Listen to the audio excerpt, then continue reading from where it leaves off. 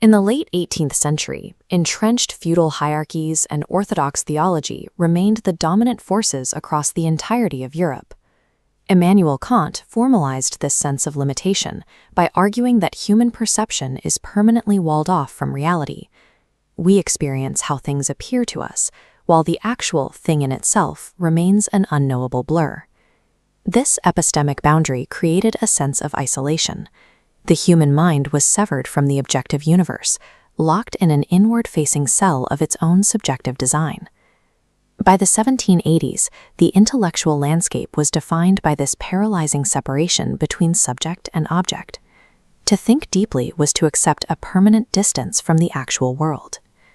That sense of confinement was literal at the Tübinger Stift, a Protestant seminary where the rigid theological curriculum mirrored the broader stagnation of the era.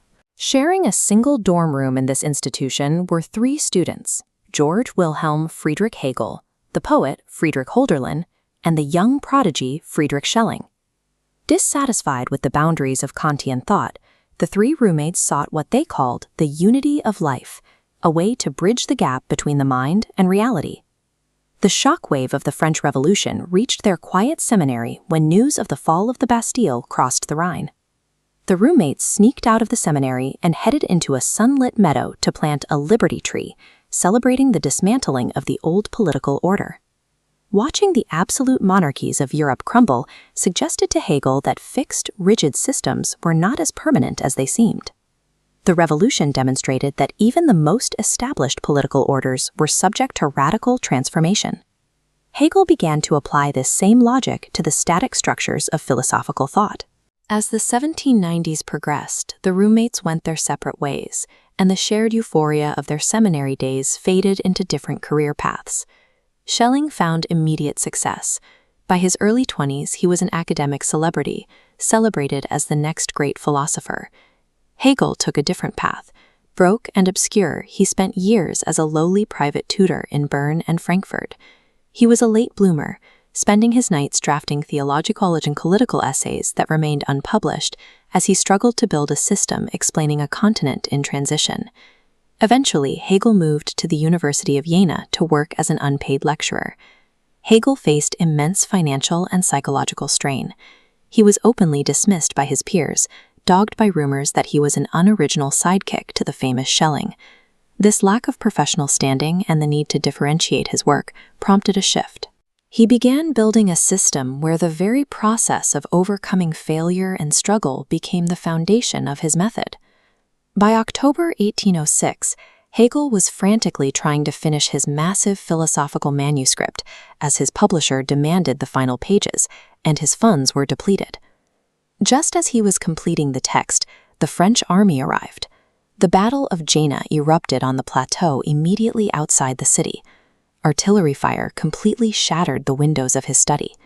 Hegel suddenly faced both physical death and total financial ruin simultaneously.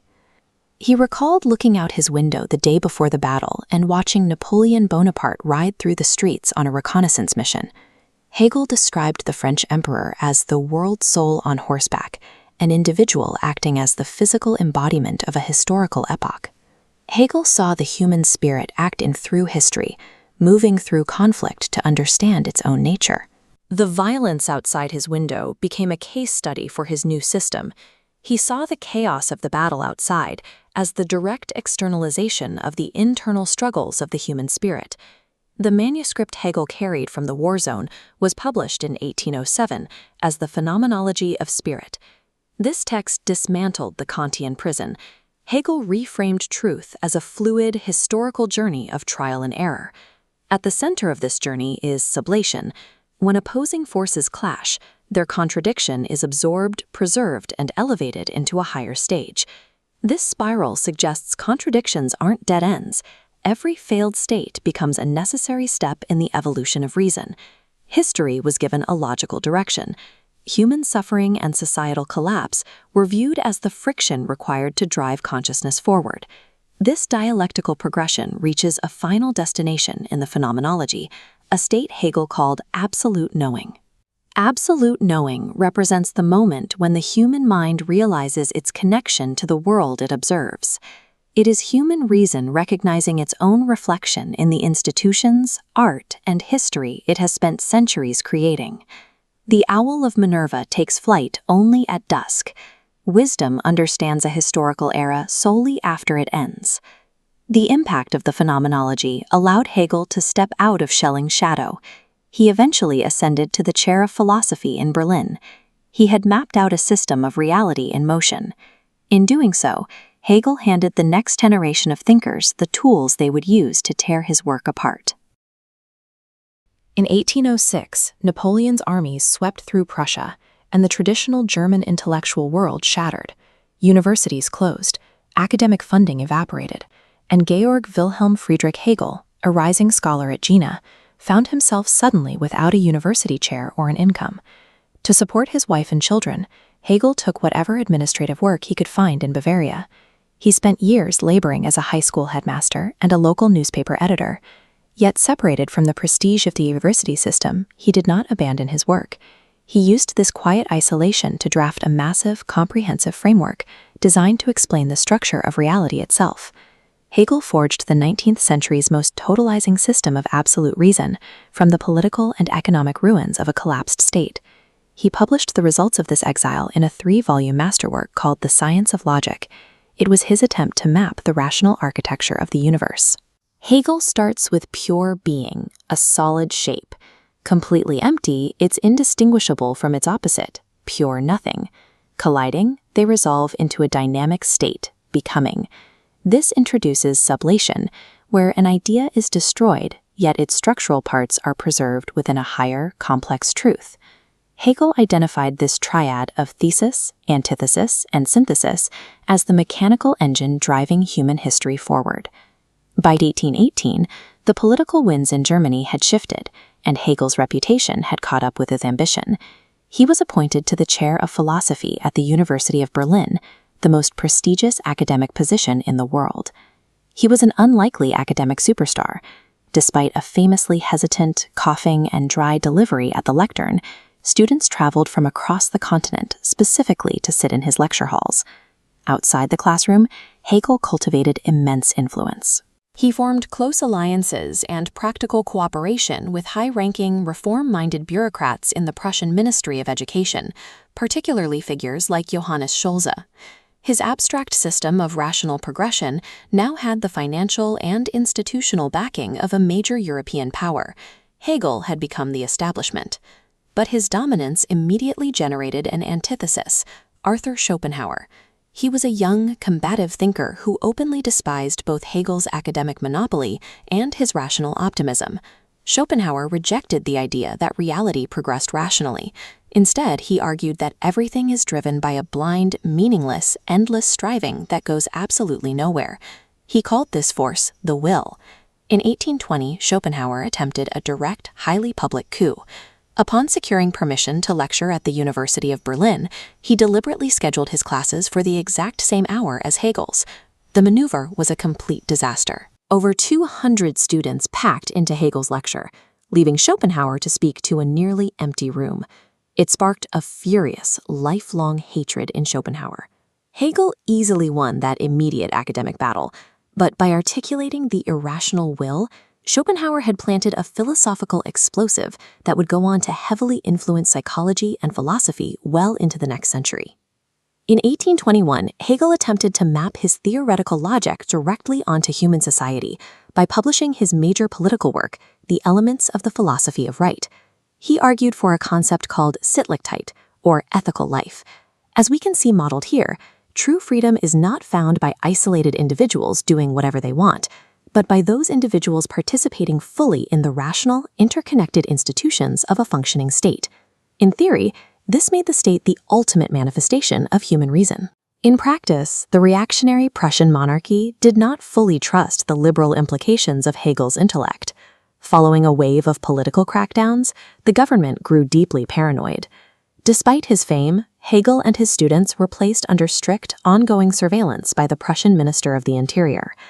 The philosopher who spent his career defining the state as the highest realization of freedom ended up spending his final years looking over his shoulder for the secret police.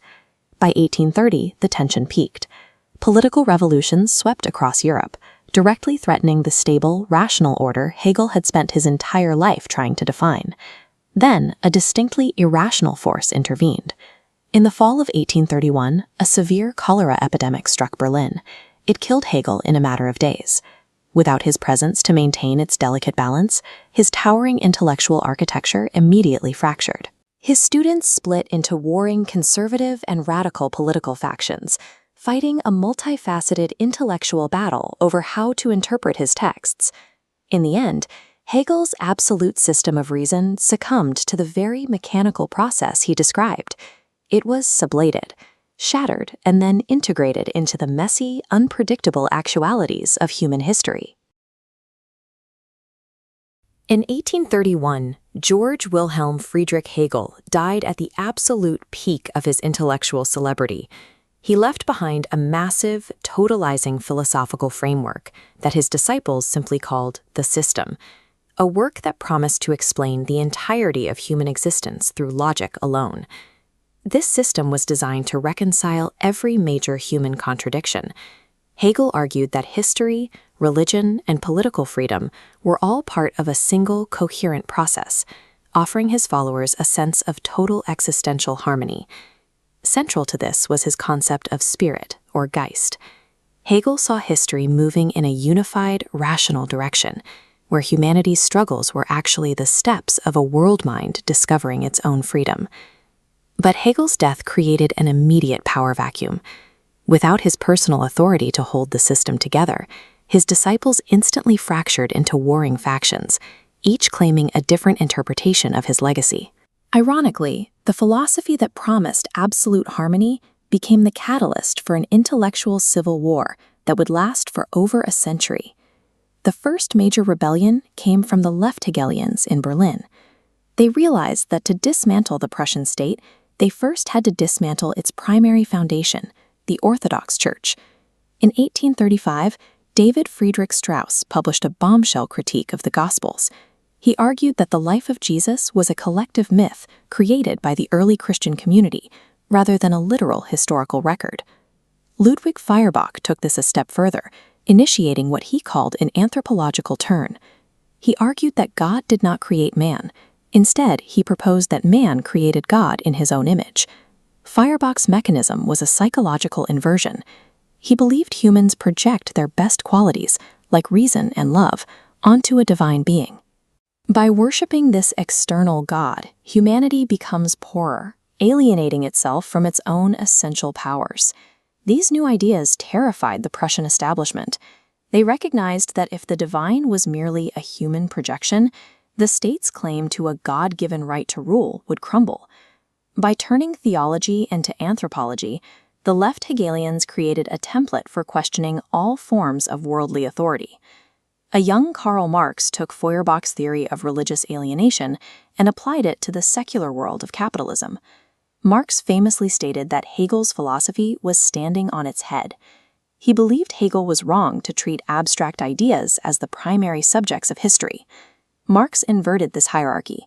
Raw material forces, labor and technology, dictate the superstructure of laws and ideas at the top. History becomes a sequence of physical class struggles over production. Ultimately, theory is only valuable if it translates into direct effort to reshape the world. He weaponized the dialectic, turning Hegel's logic of reconciliation into an engine for global communist revolution. While Marx focused on the masses, Søren Kierkegaard launched a personal assault on the system from Copenhagen. He viewed Hegel's abstract logic as a threat to the individual. Kierkegaard's main objection was that Hegel had built a logical palace of objective history, while leaving the actual, suffering human being to live in a shack outside of it. He countered Hegel's objectivity with a concept he called inwardness. He proposed that the ultimate truth is found only through subjective passion and the heavy weight of individual choice. He argued that faith was an absolute paradox. To Kierkegaard, religious belief was a leap into the absurd that defied any attempt at rational system building. By rescuing the individual soul from the machinery of historical progress, Kierkegaard established the core foundations of modern existentialism. In 1930s Paris, a century after Hegel's death, his fractured ideas were resurrected and transformed for a new generation. Alexandra Kojève began delivering a series of influential lectures to a young audience of intellectuals, including Jean-Paul Sartre and Frantz Fanon.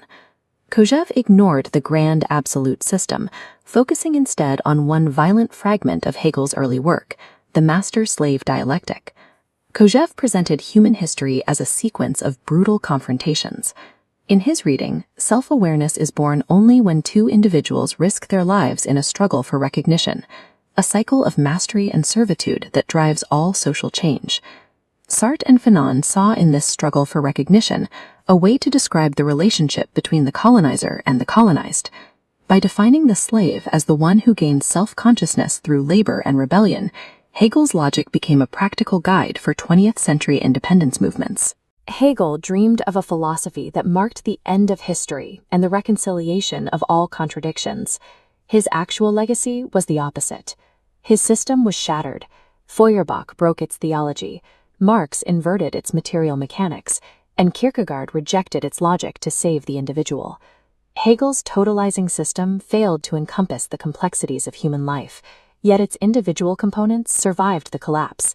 His theories on alienation and historical progress were repurposed by his rivals to form the specific arguments we use to criticize capitalism and defend individual freedom today. The dialectic survived the system's death. The constant clash of opposing ideas remained a relentless engine, propelling forward into the void of the future. Hegel's greatest contribution was not a final answer, but the unbreakable language of our ongoing human struggle.